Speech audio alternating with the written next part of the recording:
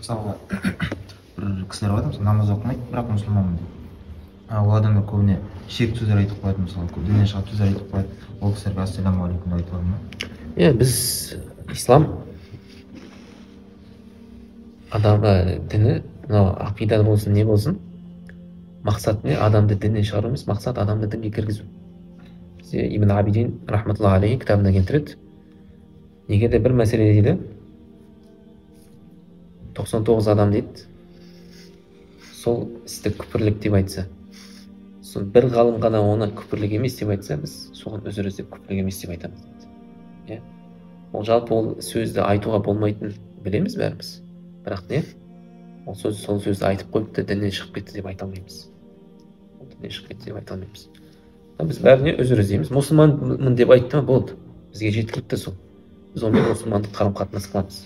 Ол қайтыс болса да, солар мұсылмандық қарым-қатынас оған қылынады. Ол егер де ашық айтпаса, мысалы, біреу атеист. Құдайға сенбеймін, атеистпін дейді. Оған жаназа оқылмайды. Ол мұсылмандардың қабіріне жерленбейді. Құран оқылмайды оған. Таза өзін сөйтіп айтып тұр. Мен атеистпін, Құдайға сенбеймін дейді. Болмайды оған. Ал егер де ол мұсылманмын деп айтты, намазын оқымайды. Енді намазға уақыт келеді ғой дейді. Біздің қазекеңдердің көбісі намазды мойындайды. Бәрі көп парызын мойындайды. Бірақ не дейді, пенсиядан кейін уақыт келеді ғой деген сөздер айтады. Бұлар енді жіктіктен оқымай жүргендер. Бұлар кәпір болып есептелмейді, бұлар мұсылмандар. Алланы мойындаған жеткілікті. Енді мойындаған жеткілікті, олар Алланы мойындайды, пайғамбарды мойындайды.